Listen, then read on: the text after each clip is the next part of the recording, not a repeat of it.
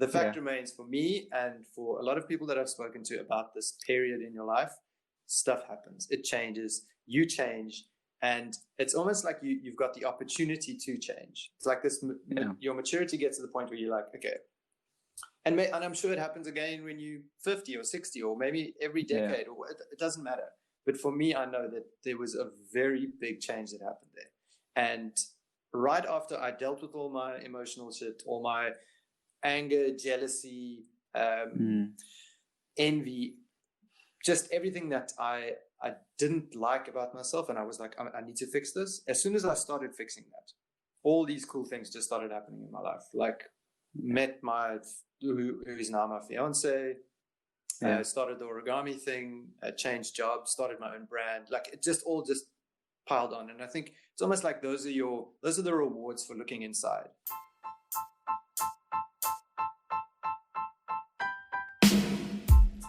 Hello folks, and welcome back to another episode on the Outcome Podcast. I am your host, Matt Schiff, and I welcome you to episode 12 with me today.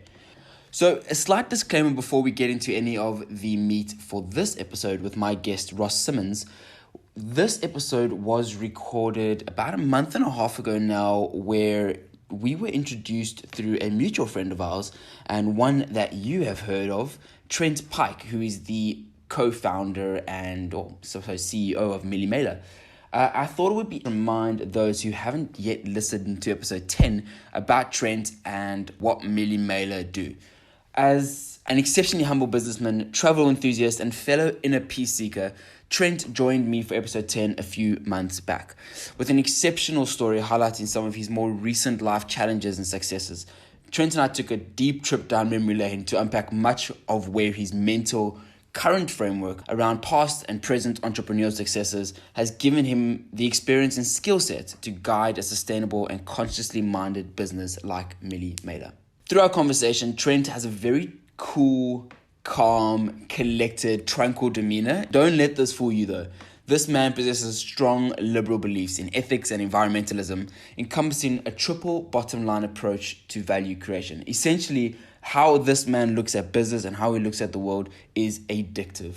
A couple of things Trent and I spoke about was him dropping out of university, creating an exceptionally successful business venture from just 5,000 Rand that he borrowed from his dad, to being threatened by Instagram for perceived trademark violation, and his experience going through a beautiful awakening after reading the Tibetan book of living and dying. As co-founder of Millie Mailer, his more recent business, Trent and his team are looking to bring sustainable packaging solutions to businesses throughout South Africa. Essentially, their Millie Mailer packs replace those pesky single-use plastic bags that many courier companies use to deliver your goods. Their bags are made from PLA, which is derived from spoiled millies, so obviously unfit for human consumption, PBAT and cornstarch, and are internationally certified as home compostable. Essentially, their bags are 100% compostable. They also happen to be carbon neutral. So once you plant their bags, listen to this, once you have planted their bags after receiving your parcel, they disappear within 6 months. They are made of the same stuff that popcorn, pup, sump is made from. That is Millie's for you. Using Millie Mailers for your e-commerce deliveries contributes to tree planting initiatives and projects across Africa.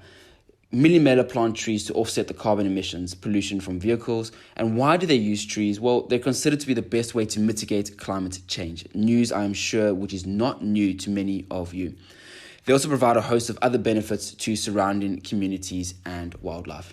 Trent and his team are thought leaders in sustainability, carbon sequencing, and plastic replacements. And with their recent partnerships with UAfrica.com, Tree Nation, and Karma's Makers, this is testimony to the kind of work which they are doing. With the belief that the best way to save nature is with more nature, I hope this conversation, if you haven't yet listened to, is one that you'll go back to and give us your time and attention, because Trent is phenomenal. Listen to it, folks. Episode 10, Outcome Podcast. As mentioned, episode 12 with Ross, who is a Tonian origami artist, was recorded a little over a month and a half ago. You know, more often I find myself asking the question, what is something I could do today which I haven't done before? Either fascinated or obsessed by the idea of starting something new and seeing it through. And I'm not sure if any of you have felt the same, especially during lockdown or as we get into routine of things. There is somewhat of a sense of ownership which my routine mind loves, and a self-imposed challenge which all of a sudden I feel obligated to complete, as to simply say, I've done it. When I met Ross and he had mentioned working his 9-to-5 job as a web developer, over time, realizing that being employed by someone else was never going to make him happy, his pursuit of creative entrepreneurship had me intrigued. This, and following his own self-imposed 365-day challenge in 2014, already hit two of my favorite buzz concepts. Ultimately, experiential learning into a form of mastery, and it's not black and white. From a young age, Ross had always started some form of side project one way or another. One of these had actually stuck through his enjoyment of practicing the traditional Japanese art of paper folding, otherwise known as origami. By committing himself to create and post one origami creature a day, Ross very quickly grew his Instagram following from 120 followers to just over 100,000 in under 18 months, and embarked upon a new love journey into entrepreneurship. Thus, his company, White on Rice, was born. Of course, this is the sort of content I crave, as Ross and I dove a little bit deeper into his journey up to now and what that has been like. Everything from meditation, creativity, vulnerability, and mindset factors are a few of the topics which we explore, and I absolutely loved it. He now creates origami installations for some of the world's biggest brands, performs exhibitions that would blow you away, and taught himself origami stop frame animation. He shares this content for brands and people around the world. Seriously, check out his Instagram online. You'll see the kind of work and the kind of projects he's been up to in the last few months.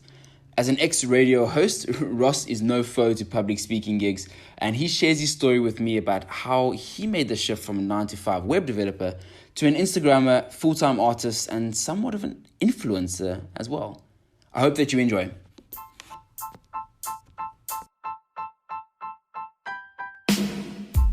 Ross, good morning. How are you today? Good and you, man. How's it going? Really good, really good. Thanks for taking some time out today to join me on another episode of the Outcome Podcast. I really appreciate your time.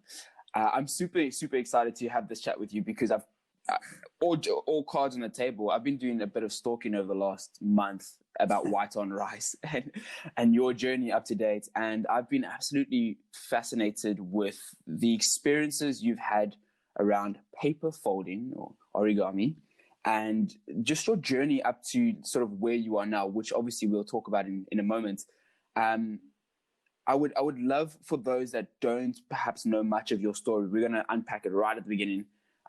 But could we have a maybe 4-minute long history lesson on origami? And if you don't mind, just giving a bit of context as to what that is for those that don't know, and also how it sort of plays in your life today. Yeah, man. So origami is a Japanese, I suppose, art form. Ori means to fold, and gami or kami means paper, so it's paper folding. Been around since there's like anything, people trying to date back to, when exactly it started, where it started. Some people say Spain, some people say Japan, some people say China. But we're just going to go with Japan for for whatever's sake. Like, I think it originally started in Japan, and origami was really used as a kind of, not really an art form as like it is today, but people, ladies and kids used to fold little flowers and birds and whatever out of single sheets of paper that would accompany, they would do them at big celebrations and inaugurations, prince and princesses kind of festivals, that sort of thing. And over the years, just over hundreds of years, people used to, it just slowly spread across the world, and eventually got to the West, and people started looking at it as like, well, it's a little bit more than just paper folding. There was a bit of geometry to it. There's a bit of maths to it. So over the last, I'd say 70 years has been the most focus on using origami, not just in, creating little ducks and rabbits, but also using it for in multiple fields like engineering, in medicine, in space travel. And it's not essentially origami, obviously using, building a rocket, a space to send to space out of paper is not really going to work. But the concept of origami, basically taking a flat sheet of paper, and that's essentially what origami is. It's starting with a single sheet of paper without using any cuts or glue or anything to stick it together, using only folds. Basically, it allows you to create, using different techniques and methods, to fold along joints and lines and at specific angles. You can then fold pretty much anything. Yeah. And generally with origami, you start with a square sheet of paper, regardless of the size. And it's a square because it's, equal sided, same four corners. And from that, you can fold with the techniques that have been developed over the last couple of years.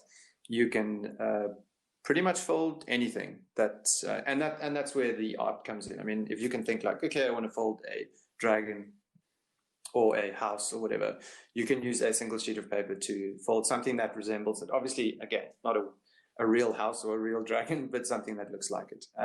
But then, just in medicine, they've used it in something called a stent.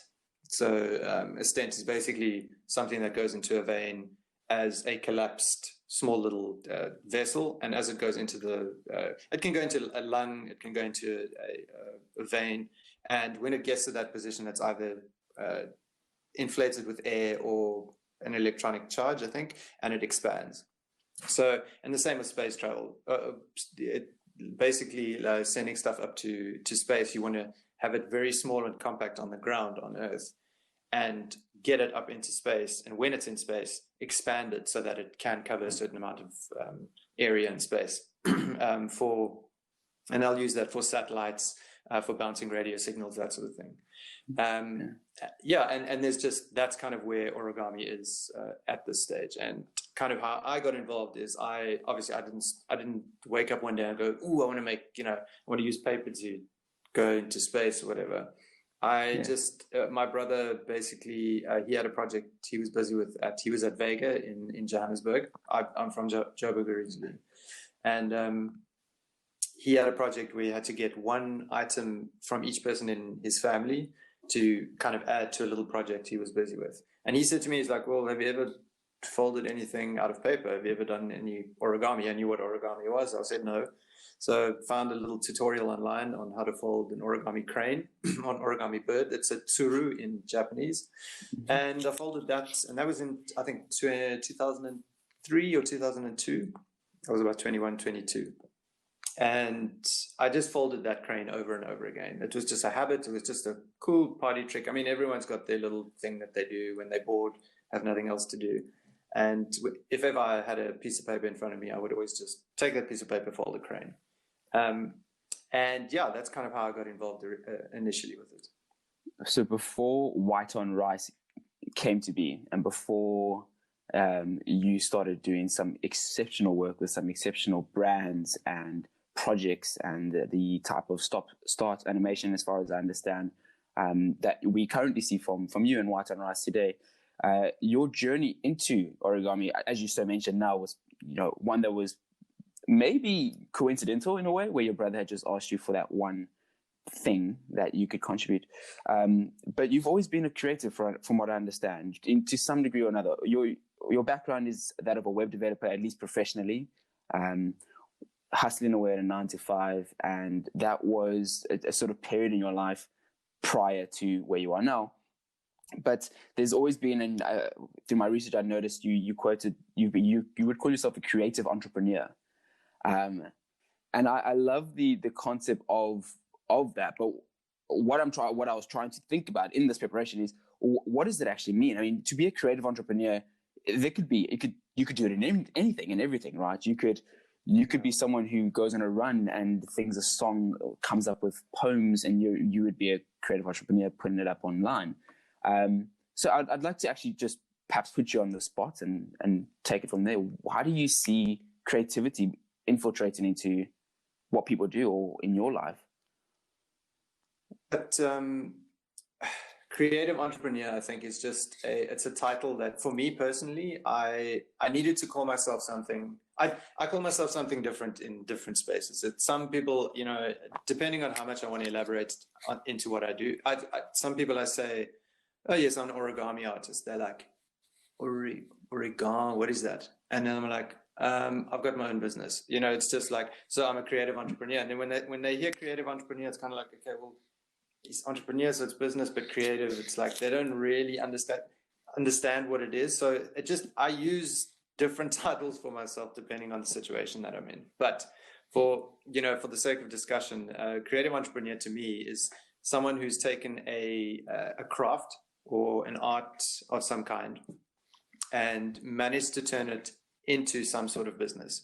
And I think in a way, maybe not most, but a lot of ventures that start off as like, oh yeah, I just started making cider, or I started making these picture frames, which, I mean, both of those just based on what you understand about business and, and the economy, you're like, okay, well, I can see how making frames initially, or starting to make cider or folding paper, over time, you start developing these connections and these networks, and people start asking you to create this stuff for them. As soon as somebody asks you to do something for them and make the thing for them, there's a transaction, there's an interaction of business there. So it's like, okay, well, they're paying me to do this thing. And that's where I think the whole creative entrepreneur thing comes.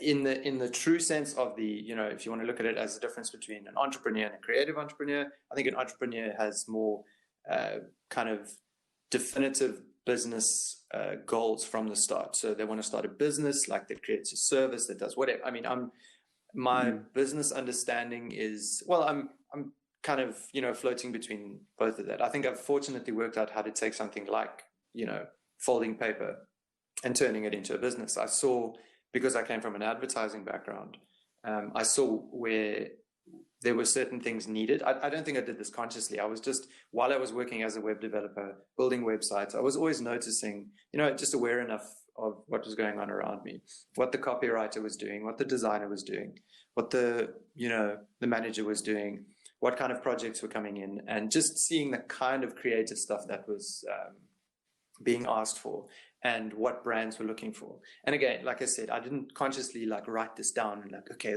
that's where I'm going to make my exit. I think just over time, because I was exposed to that, when I started doing this origami thing and I started really getting into it, I started learning how to design stuff. I opened up an Instagram account. So I was just kind of like, my life was revolving around this a little bit. It was just this little interest that I had in creating paper figures. Sure. And when it got to the point where I'd quit my job as a web developer, I wasn't doing origami full time, but I was busy with an Instagram project where I was posting content daily onto my account, and it was a 365-day project. So I just said to myself, cool, this would be a cool thing to do. I'd always wanted to do a 365 project of, whether it was 365 days of push-ups or meditation or creating something. And in doing that, I was dedicated each day, and I had, I didn't have much of a following on Instagram, but for me, it was kind of, I just wanted to do this thing for myself, to say that at least for 1 year out of my life, like I had a bit of spare time, I'd go to my 9-to-5 job, come home and, either sit behind my computer and try and make music or mess around on my guitar or go drink with a friend, whatever the case was. So I had spare time. So I just thought, well, let's see what I can do with this origami thing. So one origami figure every day for an entire year, that was the goal. And just over time, there was that year, that was in 2014, I quit my job as well to do freelance web development work because there was a lot of work to go around, and there still is. So I knew that with that skill, I wasn't going to starve. I could always fall back on it.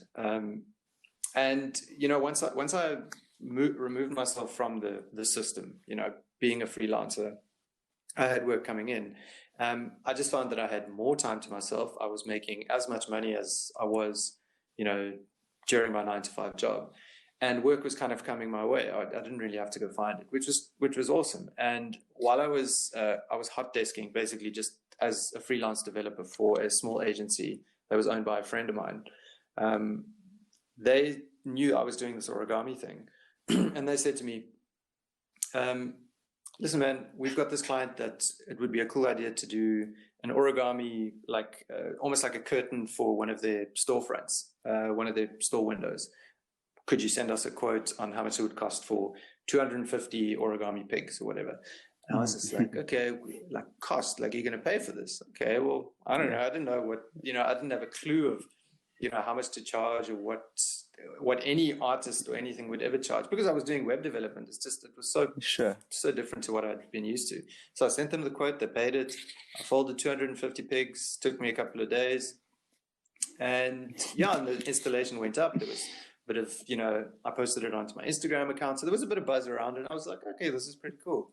And it was around that time that again, as a creative, I think I think anyone, at some point wants to start a brand. You want to start whatever that brand could be. It could be, it starts with socks and T-shirts, I think. And you kind of like, okay, well, I want my own T-shirt brand. I mean, I'm actually going to start my own T-shirt brand at some point, which is one of the projects that I'm busy with.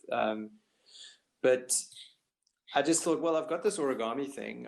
Let's just brand that. So up until about 6 months into me starting this 365-day project on Instagram, it was just Ross Symons, folding paper, posting every day.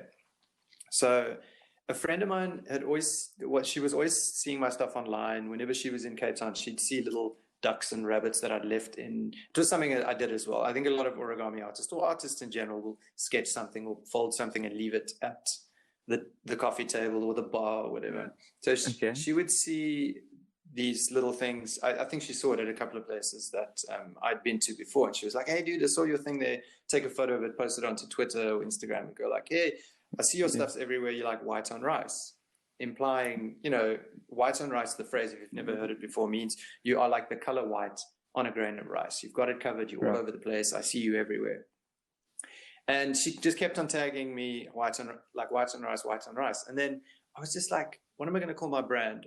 And I thought, Meg's been posting, she's been calling me white on rice. I'm like, that's kind of cool. It's like white paper, rice, Japanese, origami is Japanese as well.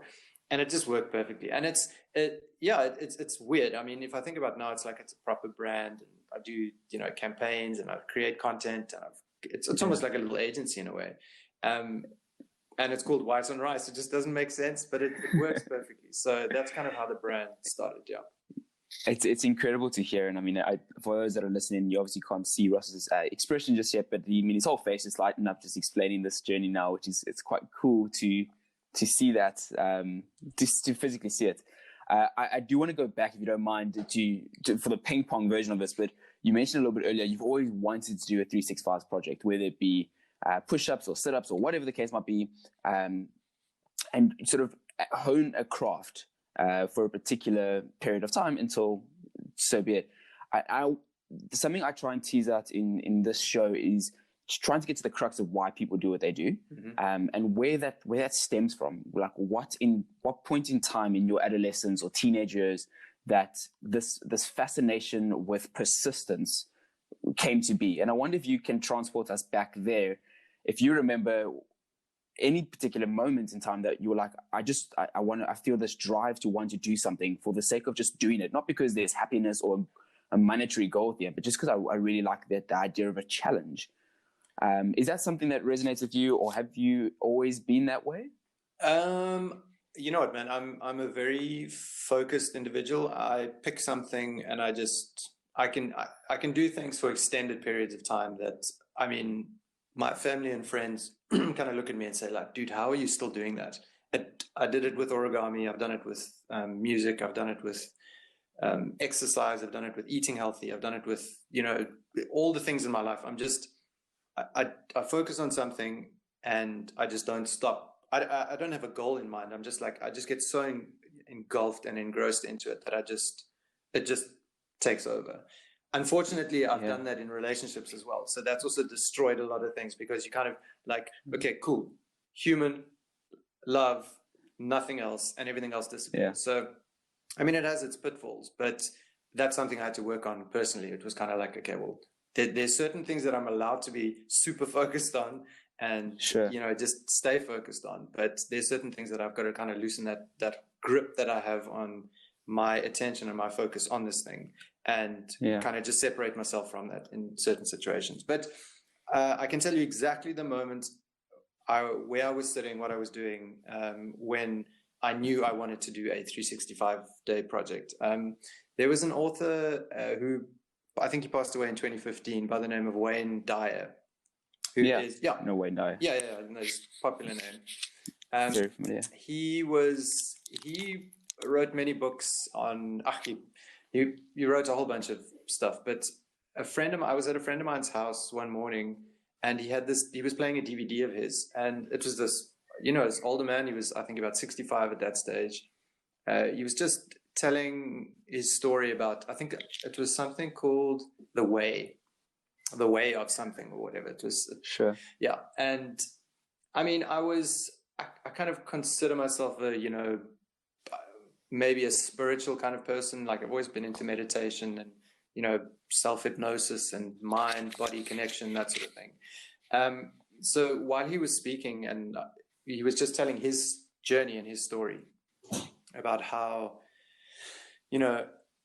he started his life, where he ended up, and just started speaking about attachment and, how our emotions hold. And a lot of this stuff was stuff I'd kind of heard before, but it never really resonated with me like it did when he was speaking. And I was just like, whoa, what's this guy saying? This is amazing.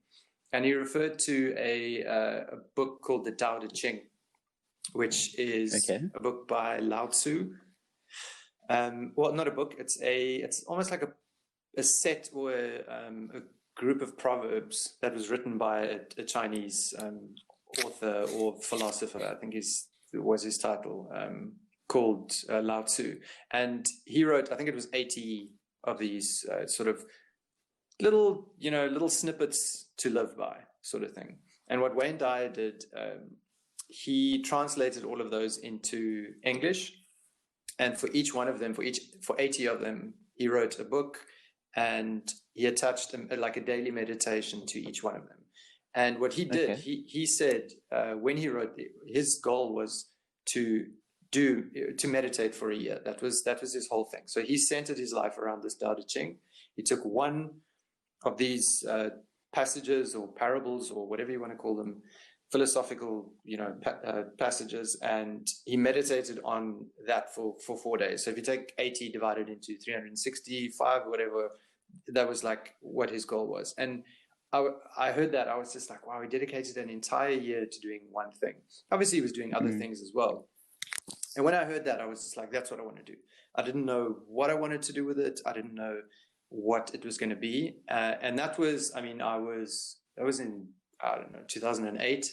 I then did the 365-day project in 2014. So it was an idea that was definitely there.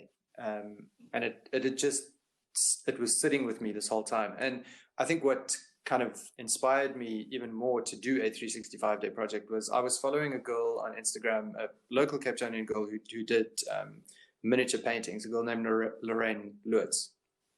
Okay. And she was doing a 365-day project on Instagram. She was doing one small, tiny little painting every day for a year. And I was like, wow, this girl's from Cape Town. She's doing this thing daily. And 6 months after she started her project, I started mine. And it was definitely inspired by her. So I kind of watched what she was doing, in terms of just posting daily and posting regularly. So, that was the kind of motivation behind me starting that whole thing. And like I said, I remember the moment I was sitting there going like, that's what I want to do.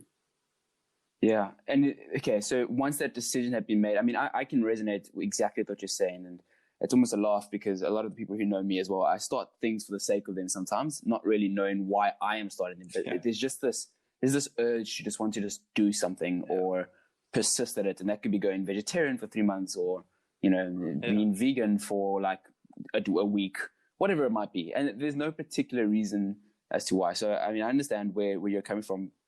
After the decision, so subconsciously perhaps was decided, you made the notion or the promise to yourself that you'll go into it. A few years lapsed between then and 2014. What was that period like for you? And the reason I'm trying to sort of ask this loosely is because a lot of the folks that I've been chatting to or the people that I've come across in life, I guess there's always a notion between like who you really, really are, who you really dare to be versus like the things you just simply have to do. And, you have to keep the lights and water on.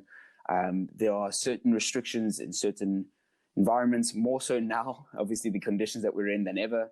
And yet there's always a debate, maybe internal, maybe I'm assuming, but there's a debate that is like, is this my life's calling, like, quote unquote? Not to say that what you have done is necessarily your life's calling, but I'm trying to understand the mental framework in which you sort of shaped up the next 6 years to be almost from 2008 to 2014 to like, okay, like this is now going to be my decision, and then you made the decision to do that.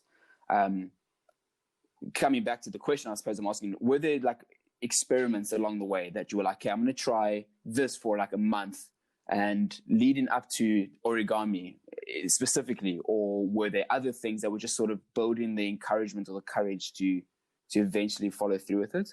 Absolutely, man. I mean, I mentioned earlier that I played music. I played the guitar I can play it now. I picked up a guitar for the first time when I was 15. And I think that was the first time I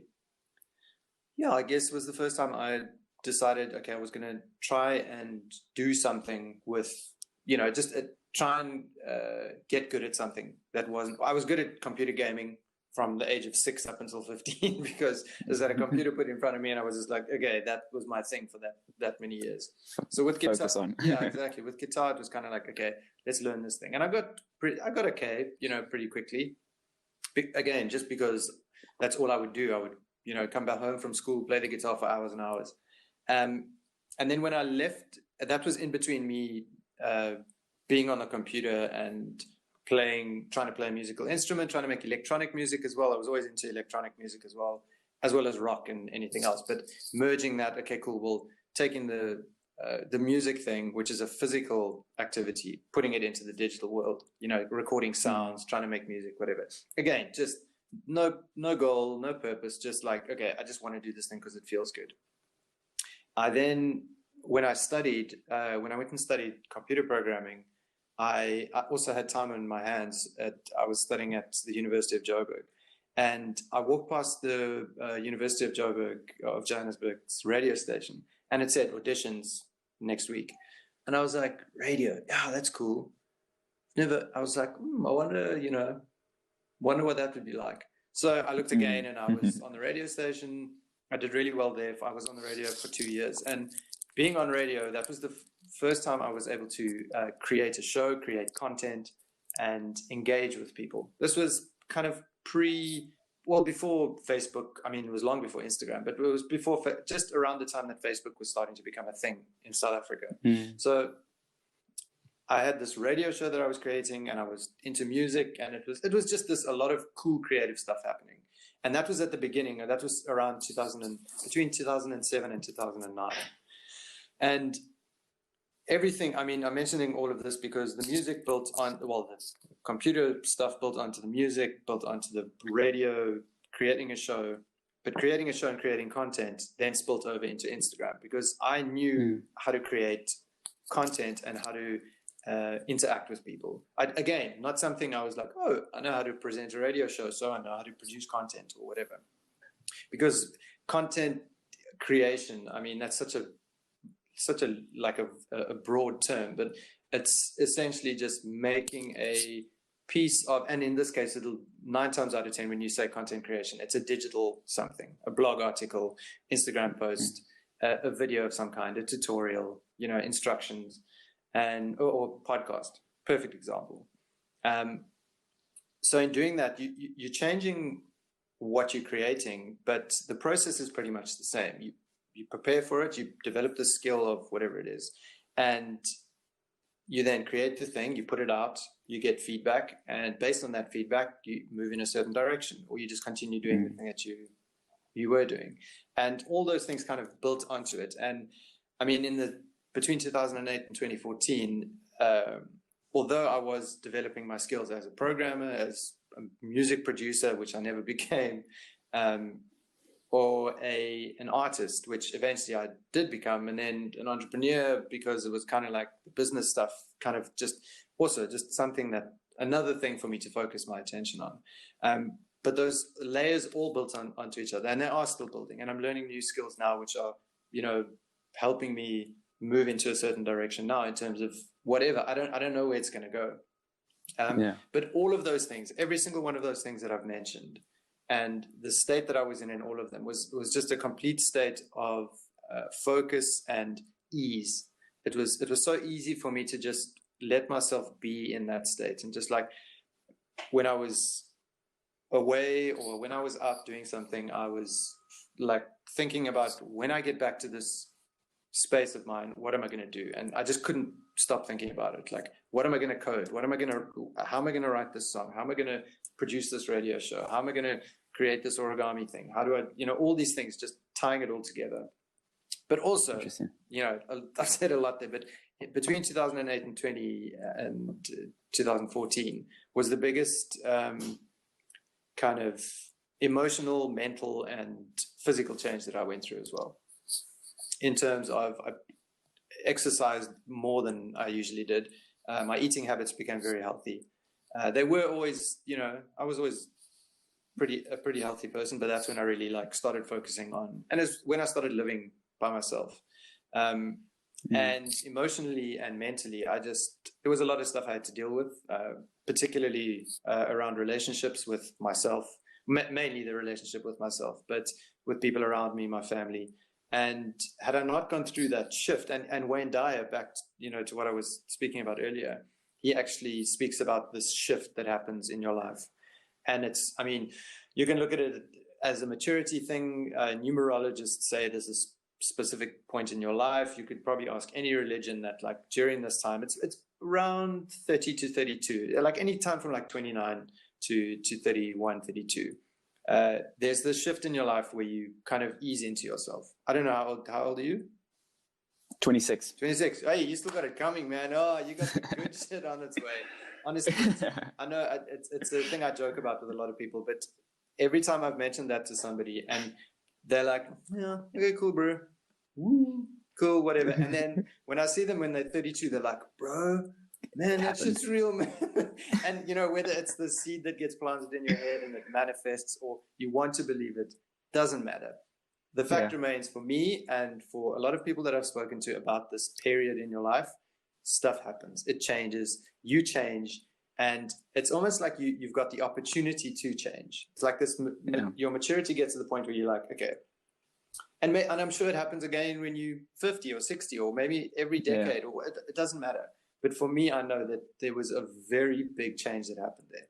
And right after I dealt with all my emotional shit, all my anger, jealousy, envy, just everything that I didn't like about myself, and I was like, I need to fix this. As soon as I started fixing that, all these cool things just started happening in my life. Met who is now my fiance, started the origami thing, changed jobs, started my own brand. It just all piled on. And I think it's almost like those are the rewards for looking inside. Those are the things that you get that once you instead of trying to do stuff for everyone else, you stop and you say, okay, I need to focus on myself, because if I'm not functioning properly, I can't help anybody else. My brother always brings the analogy up of, when you're sitting on a plane, the pilot says to you, please make sure, or the air hostess, please make sure that your mask is securely fastened before you help the person next to you. Because if you die, you can't help the person sitting next to you. So, and I used that. I was just like, well, it's a good point. So I'm just going to go fix my own shit, make sure I'm okay. And I'm far from okay. I don't think it's this thing that you're like, okay, cool. You just have to do that and then you're fine. Yeah. And after doing that, a lot of cool stuff started happening to me. And that was enough for me to know that, okay, cool. This was me almost like manifesting some sort of positivity and reward in my life for looking inside and really dealing with the demons that I had. That's so what you're saying. I love where you're going with it. A tagline, or for lack of a better word, a tagline. What would you call it? There's a subliminal underline within the Outcome podcast where not many know about it, but the actual premise is trying to unpack things that it's not black and white. We're trying to, the stories I'm trying to have, or the lessons I'm trying to unfold, or things from like your own experience around experiential learning. Like, what did you go through? How did you grapple with the yeses and the nos, the hatreds and the loves, right through to a form of mastery? And mastery is obviously a very intimate and independent perspective on something to each person. And the way I sort of see that period that you're describing now between 2008 and 2014, I was having a conversation about this the other day with someone, where we each go through a period where we need to really do the heart work as opposed to the hard work. Mm-hmm. And the reward, as you so mentioned now, is so rewarding by going through it that you'll never necessarily fulfill what you're trying to, tackle or grapple with. It's not like all of a sudden you pick up a journal and you start writing for a week and you feel a hell of a lot more enlightened in life about who you are as a human being. But what it does do is that it opens up these sort of vulnerability wavelengths where you're more expressive and you're more open. You're quite literally, I think, more observant of how you feel. Going to what you said earlier as well, you've dabbled in a bit of meditation and self-hypnosis, and I always find that people who have the ability to at least give that a chance have these moments more often than not. There's you say between like 29 and 32, there's like these pivotal life changes that happen, but there's also like within a week, if you take an opportunity just to slow down and give yourself an opportunity to think about what the hell's going on, or meditate, or 10 breaths, the state of consciousness you come post that it's almost completely different, right? It's like endorphins. The minute you go to the gym or you go for a run and you have this sense of good feeling afterwards, you're like a different person. Absolutely. And I find it's exceptionally interesting because that then sets the foundation for, a lot of what you're doing now, sure, but you had to go through that and you had to be open and expressive. Is that something that you have like always been able to do or been open to doing, like having the tough personal conversations with yourself or with those that are close by? No, not at all. It's something that I would, and I can only base this on I've mentioned the relationship stuff I had to go through. Sure. And that was just me, kind of trying to control something I thought I had control over, making this relationship that I was in look as perfect as possible to everybody else, without really questioning what was going on inside the relationship itself or inside myself. And because I created such an atmosphere around it, nobody, including the people closest to me, wanted to say anything. It's like anything, man. Your buddy comes out like, bro, did you see how, and you're like, it was so shit what he just did, but I can't take that away from him now. You can't. And I was like that for a long, long time. I'm like, she's so cool. She's so funny. And everyone's just like, yeah, bro, cool, man. Whatever. You do your thing. It's good on you. And the thing is, you're so blind to it because you're not self-aware enough to know that, shit. And getting to that point, you really have to. You're asking if I was ever like that. No, I wasn't. There was a point where I remember the first time I ever asked something I never asked anybody. When I was in a relationship with a girl, asking someone, hey man, what do you think of so-and-so? Because I was so scared. I didn't even think about asking the question. That's how insecure I was feeling about myself and about the relationship. Right. It was kind of like, because if I ask and I value that person's opinion and they say that they don't like her or they don't like me when I'm with her or they don't like me because of how I am. Yeah. I didn't want to hear that shit. So rather just create this thing that's like, it looks like it's beautiful and wonderful. And then when you grow up and you realize you're looking around and you're like, oh my God, I created this bubble around myself. And fortunately my brother was there, with me through it all. And he waited. He was just like, almost like he knew. He went through, he's also gone through a lot of sort of self-discovery and recovery himself. So he was kind of like, okay, let me just wait and see what happens. And now is your time. And the thing is, I'll never forget, we were driving somewhere and it was the first time I'd ever asked him. I'm like, so what do you think about so-and-so? And you could see he was kind of like, he actually asked, do you want my real answer? Do you want my opinion? You did ask. This is the moment. This is the moment. And from that moment onwards, man, it was just, it was a lot of deep cleaning that had to go on. So Yeah. So it wasn't always like that. It did take a lot of work to get to that point. Sure. I want to slowly segue into the kind of the energy and taking those lessons, that conversation with your brother as an example, and that sort of harsh but honest truth that you needed, and how you sort of later applied it into your now career. We'll come to that in a moment. But one thing that you've mentioned a few times is obviously your ability to focus and your ability to just hone in on something. I'd love to know, I'm just going to sort of ask it to you straight up, is how do you differentiate, or what is your perspective on focus versus presence? And do you see a difference in the two? So if I can maybe paint a bit of color to that, focus, at least from what I understand you're explaining now, is that you're busy doing something and you're just committed to that task. You're in a state of flow, and nothing really disturbs the desired outcome, whatever it might be. Or the pursuit of that outcome. Whereas presence is like your ability to just be completely at peace with like that exact moment, not worrying about what's coming or what has gone. And I wonder if you see a difference between the two because of your experience with meditation in the past, but you're also your keen ability, or your impressive ability to remain so focused. Does the question make sense? Are you able to differentiate? Absolutely. Are you able to differentiate the two? Definitely. I think that they work together. Well, I don't want to say they work together. It feels to me like they work in parallel.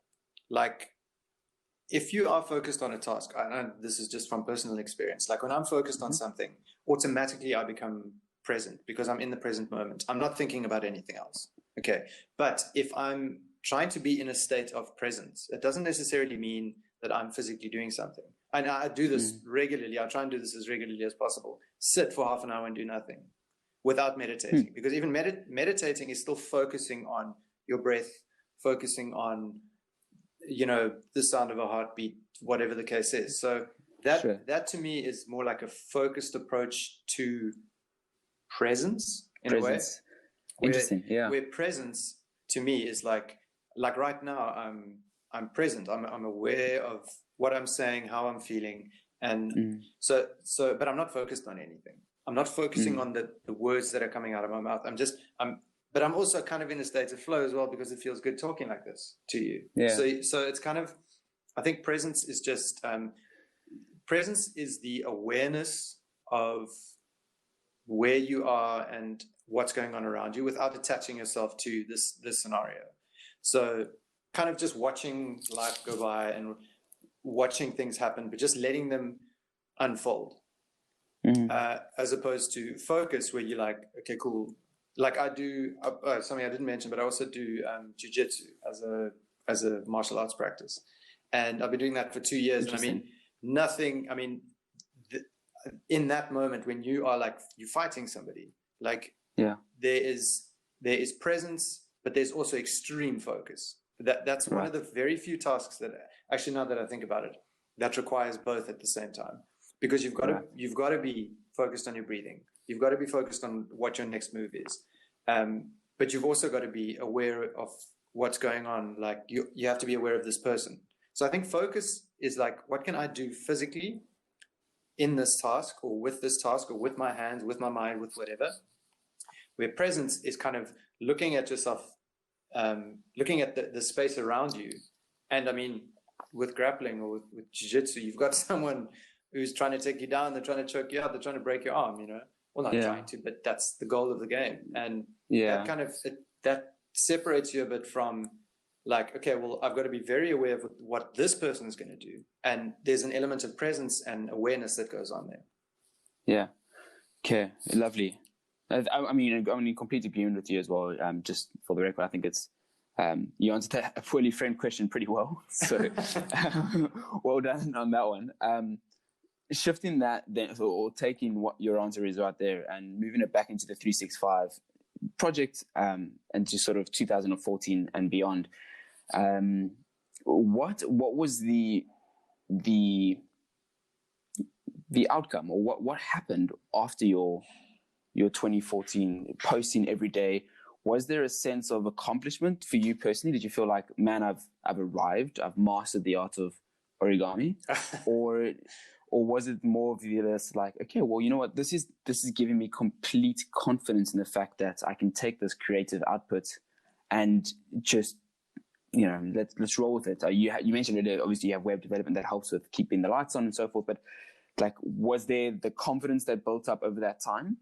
I think that, man, with the focus that I said I have, I also focus on whatever resonates with me. So if someone says something nice about me, or someone says something, nasty about me, I'll just focus on that, and I'll just be like, oh, it can either take me down this rabbit hole of like disgust in myself, and I'm like, oh, why did I do that? But I know I've learned now not to, just avoid that negative stuff. So if something positive happens in my life and I want more of that to happen, then I just focus on that thing. And for me, like with the origami thing, while I was posting every day, I also started dabbling in photography. Well, I mean, I was having to do photography anyway to take a photo to post onto Instagram, but I also started making little animations. So with stop frame photography. So watching a piece of paper move slowly, turning into a little, rabbit and jumping around, or a pig, or whatever the case is.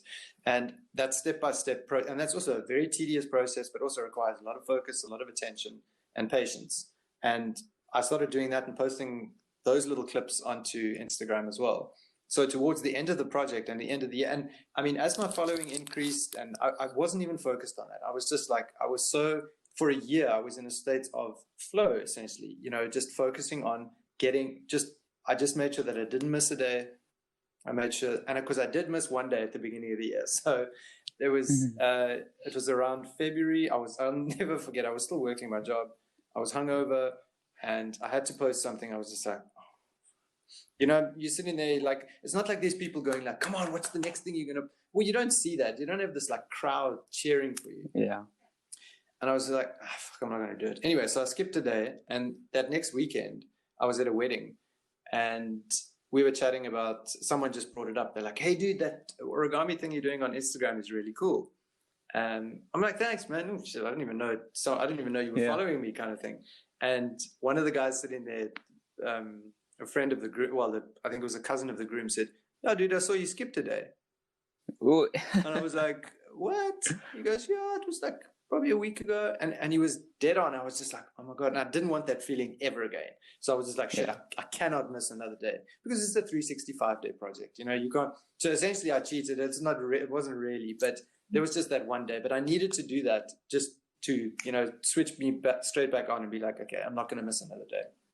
You need to hear that. Yeah, exactly. And so, leading towards the end of the year, so I was doing a bit of freelance web development work, but I had a lot of, because brands started recognizing, okay, this guy's got a bit of a following, we can work with him, he's doing cool stuff, it's very different.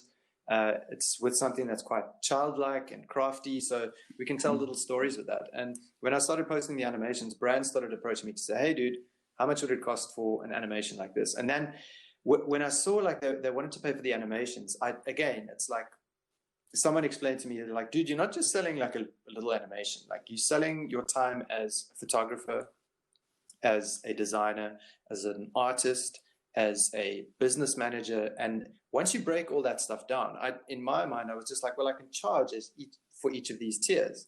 And that's something I think and this is where the entrepreneur side of creative entrepreneur comes in. I think if you think that you're just going to create this thing and people are going to pay you shitloads of money for it, you're sorely mistaken. You have to package it in a way that people understand what they are paying for and why they are paying for a certain amount of work, whatever. It's like, it takes me 4 hours to do this, it takes me 6 hours to do this, this takes me a month, and this is what you're going to get at the end of it.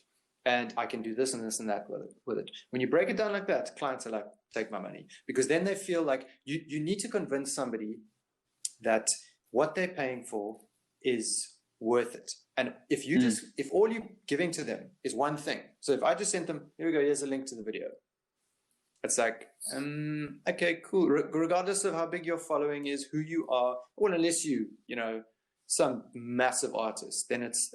I mean, Kanye West can do what he likes. He can send you a link, Yeah, but you'll share it. if you up and coming and you've tried, and so many creatives and so many artists speak to me. They're like, oh, dude, but like, how do you charge? You know, how much do you know to charge? You're like, I don't know. Over time, I've just worked out that I'm just going to try and break it down into what I would feel okay with charging a certain amount for. Yeah. And send them the quote. If they dig it, cool. If they're like, well, can we have two? You're like, okay, shit. And that's what happened with me for the first time. Like I was like, there's the quote. They're like, okay, cool. Can we get 2 videos for that? Or can we have a second video as well for double the price? I was just like, oh my God, they're going to pay for this. And this was a job. This was a company in France. So I got paid in euros. So I was just like, I've got euros coming in, and then I've got an Australian company that paid me dollars. I was just like, man, this is insane. Yeah. And awesome. I just decided then, that was at sort of the end of the project. I was like, I'm not going to do web development work anymore. I'm just going to focus on this. Yeah. Okay. So there's a bit in here. Sorry, I wanted to like itching to sort of understand a little bit more here.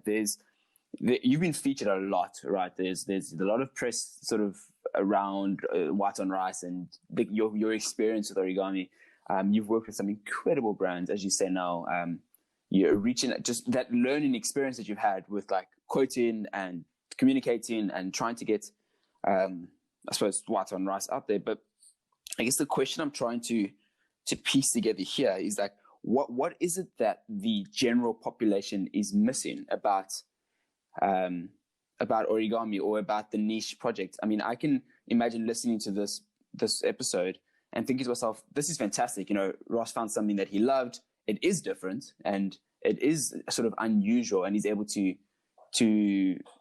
make a living off it somewhat. But like that's now not for me, because I don't want to go into Origami. I want to do something that a bit more commercial, a bit more accustomed to the public eye, which then would sort of demotivate me to want to pursue that creative, need. So the point I'm trying to make here is like, what is it? How do you? I'm sure during those times you were still there were challenges that you were grappling with. You're like, I'm building paper creatures, for like a living, or this is something that I'm really interested in.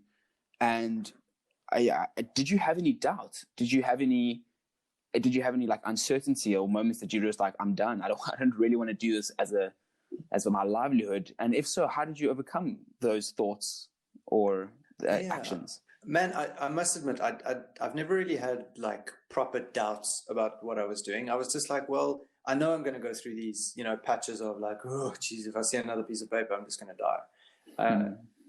But I think I pushed through by just dabbling in different things. I just kept on trying to apply what I was kind of good at, which was designing. So it's not just folding paper. It was like designing a creature from scratch. So if I want to design like a paper horse or whatever, I can do that. Like that's the skill that I worked on. So I kept thinking to myself, how do I apply that to as many different things as possible? And it can be with electronics, it can be with photography, it can be with sound or music, or working with a brand, or creating installations, or making little products, or making T-shirts, whatever it is. I just kept thinking like, how do I? And I think that's where the business side or the entrepreneur side comes in. And not to say that you either have it or you don't. It's like any skill. When you start, when you have to learn how to make money, in doing that, there's 2 ways to go about it. I think either you learn how to make money yourself, or you get somebody else to go fetch the work for you, and you just create. And that's, I think, ideally what a lot of creatives want. They don't want to have to go out and find the work and do the thing. But having gone through that personally, I fortunately haven't really had to do like this big, suit up and go present, pitch to a whole bunch of clients or potential brands, because it just fortunately just came my way. But in hindsight, I think I could have been doing a lot more in that time had I suited up and, gone out and actually actively tried to get work.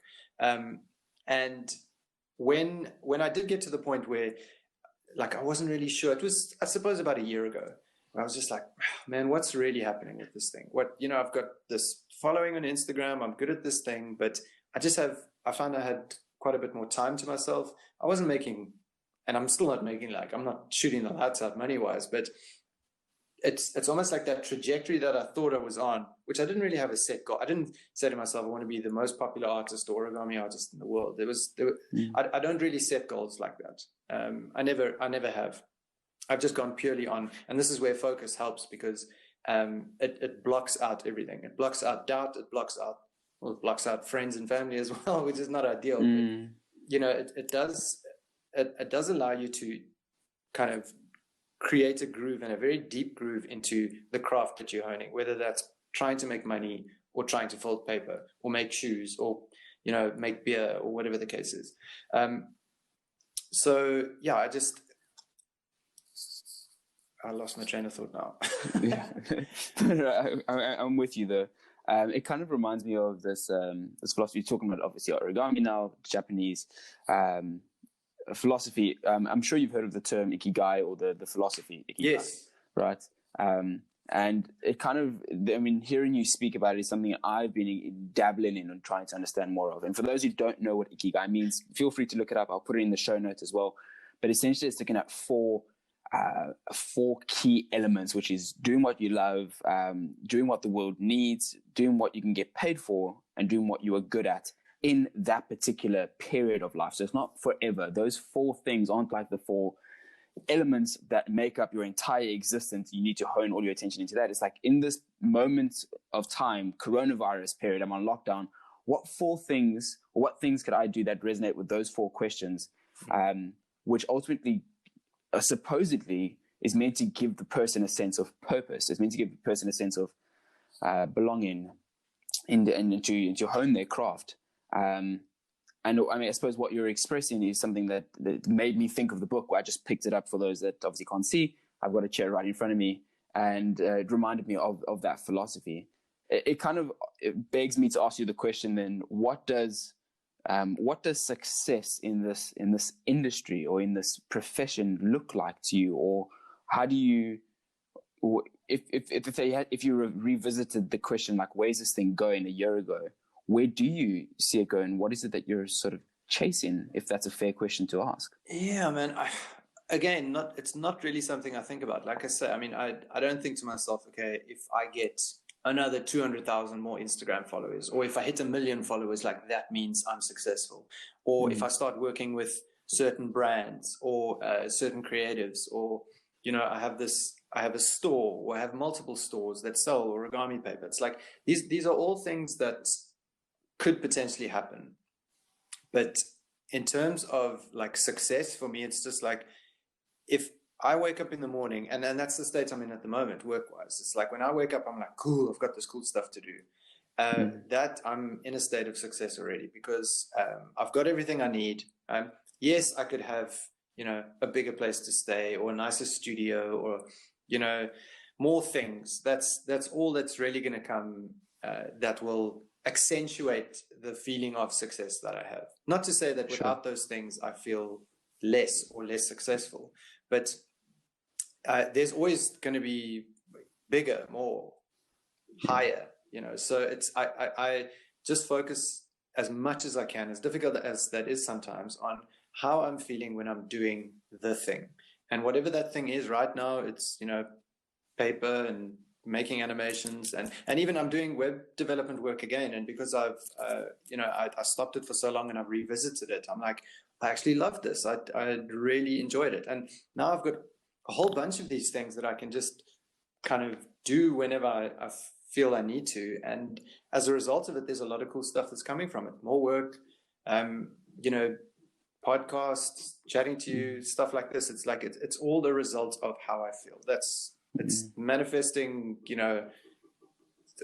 whatever it is, that feeling that you have inside you spills over into your life. And again, you have to be aware of it happening, because otherwise you just run down this corridor of like, success, I need to get to the end, but it's like, there is no end, and the corridor just keeps getting built, and you're running into this darkness, where if you just stop and like, okay, well, what's in this door, and you open the door, you're like, okay, cool, and you hang out there for a while, go back into the corridor, walk down, walk backwards. It doesn't matter. It's a weird analogy, but you get what I'm saying. It's kind of like, it's like, just wherever you are, just enjoy what you're doing there. And I think that's success for me.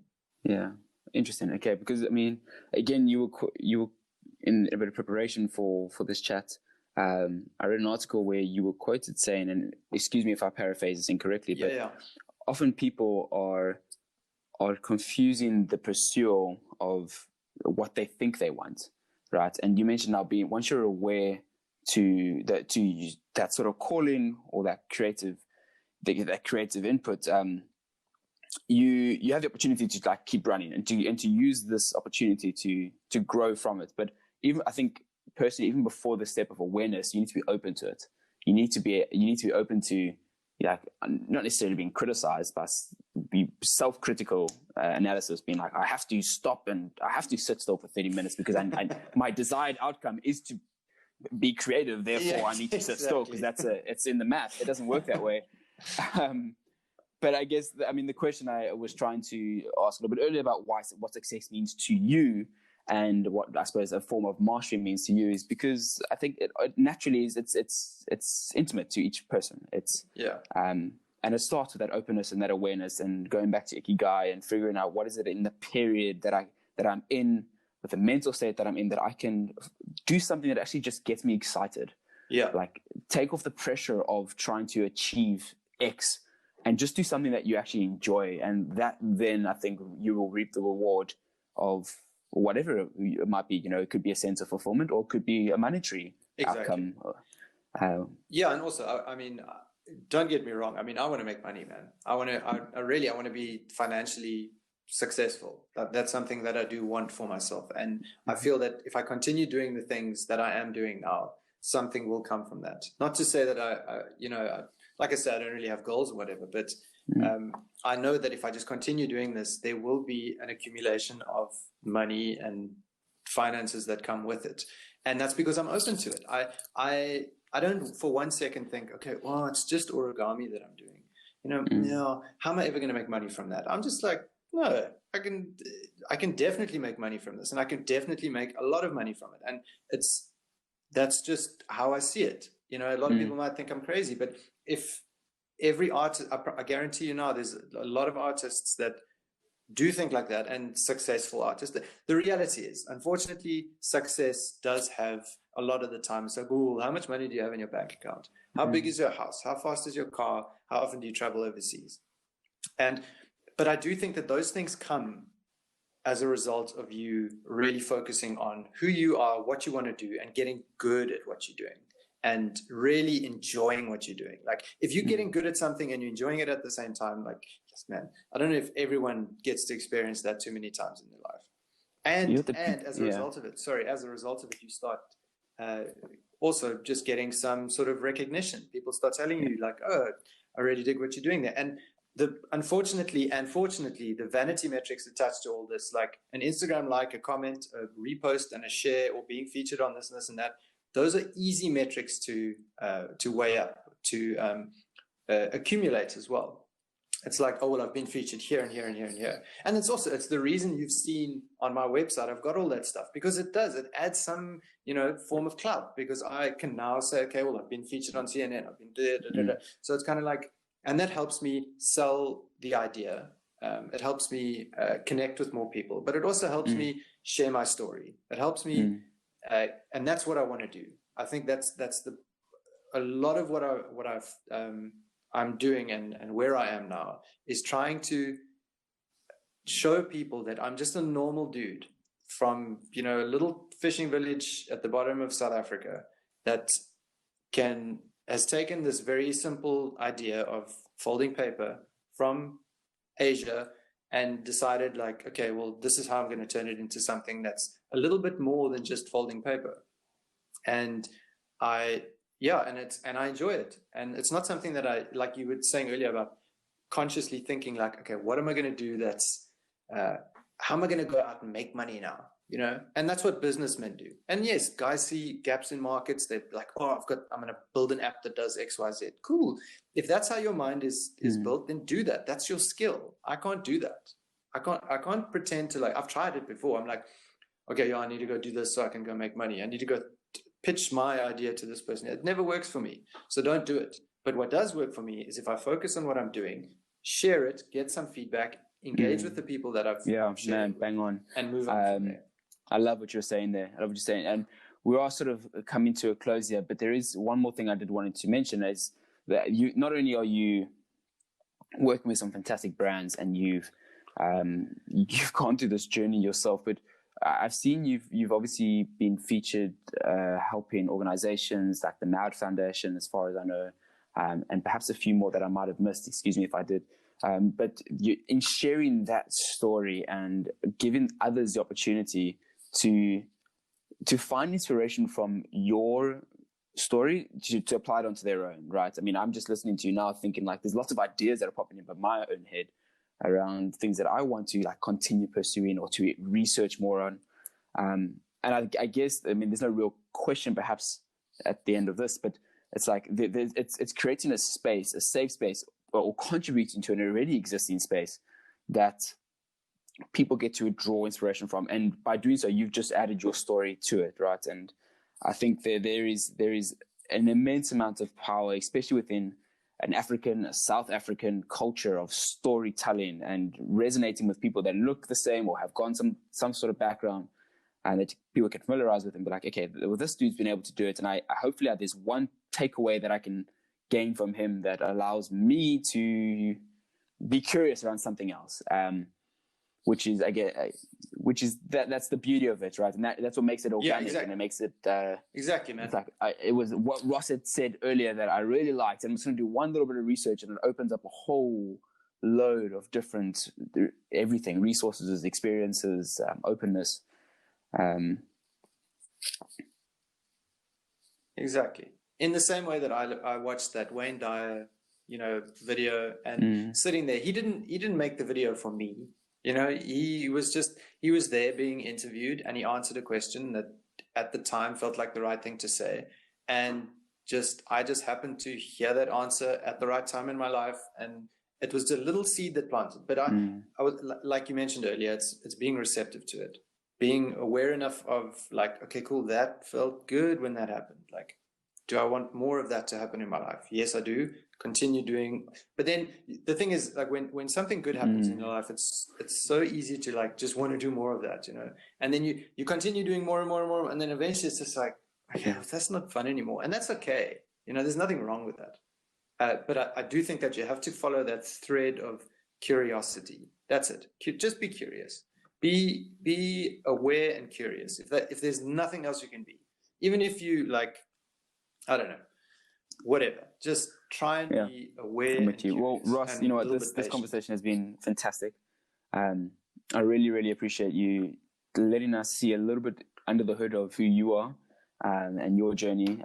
We didn't really chat about white on rice and the origami and where we potentially sit and the kind of work that you have done, but I will be sure to tag you and put all the details up online. So if anyone is interested, please, I highly encourage you to have a look at the show notes, or just simply Google white on rice. Rossi's everywhere. You'll be able to find a lot of his cool stuff all over the interweb. And Ross, I want to thank you again for taking some time out. I really appreciate you jumping on. We'll catch up soon then. Thanks, man. Cheers. Bye. It was fun.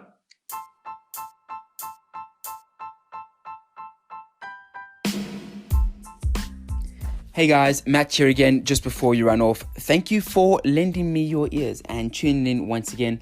I hope that you enjoyed the conversation, and of course I would love to hear any sort of feedback you might have.